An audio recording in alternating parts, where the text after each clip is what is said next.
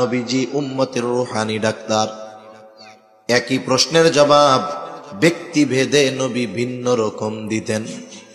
এই ব্যক্তির এই প্রশ্নের জবাবে নবীজি বলেন, তুতঈমুত তাআম ওয়া তাকরাউস সালাম আলা মান আরাফতা ওয়া মান লাম তারিফ। নবীজি বলেন, তুমি মানুষকে খানা খাওয়াও আর পরিচিত অপরিচিত সবাইকে সালাম দাও। এখানে খানা খাওয়ানোর কথা নবীজি বলছেন, কোন স্তর বিন্যাস করেন নাই, এমনটা নবী বলেন নাই গরিবরেই খাওয়াবা ধনীরে খাওয়াবা না।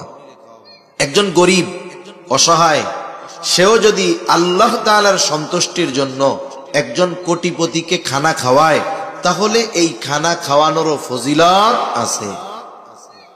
এখন বলেন, যার খাবার প্রয়োজন নাই, অভুক্ত নয়, তাকে যদি আল্লাহর জন্য খানা খাওয়ানো হয়, সেখানে যদি সওয়াব থাকে, তাহলে যে অভুক্ত খাবার যার প্রয়োজন তাকে খাওয়াইলে সওয়াব বেশি না কম?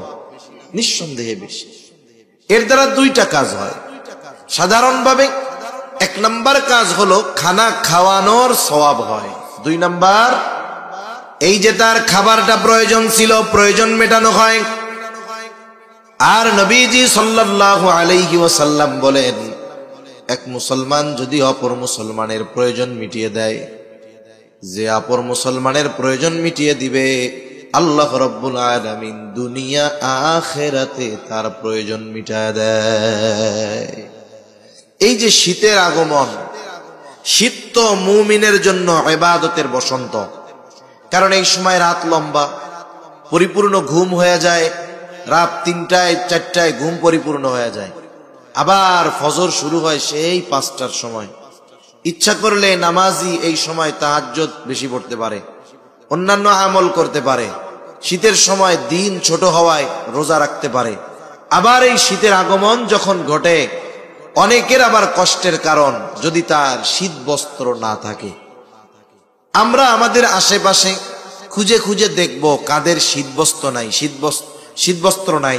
আমরা তাদেরকে একটা জ্যাকেট কিনে দিলাম, একটা কম্বল কিনে দিলাম, 500-700 টাকায় ভালো মানের, মোটামুটি গরম লাগে, শীত নিবারণ হয়, এরকম কম্বল পাওয়া যায়। কিনে দিলে দেখা গেল 2-3 জন পরিবারের মানুষ উপকার হলো। খাওয়ালে যেমন লাভ, বস্ত্র কিনে দিলেও লাভ। হাদিসের মধ্যে আসছে, নবীজি বলেন, কেউ যদি বস্ত্রহীন কোন মুমিনকে বস্ত্র কিনে দেয়, তাহলে সে ওই যে বস্ত্র পরিধান করাইলো বস্ত্রহীনকে, কি হবে বলে, কিয়ামতের দিন আল্লাহ তাআলা তাকে জান্নাতের সবুজ পোশাক পরিধান করাইয়া দিবে। তাহলে আমরা বস্ত্রহীন যারা তাদের বস্ত্র দিব, অন্নহীন যারা মিসকিন তাদেরকে আমরা খানা খাওয়াবো। খানা খাওয়ালে লাভ।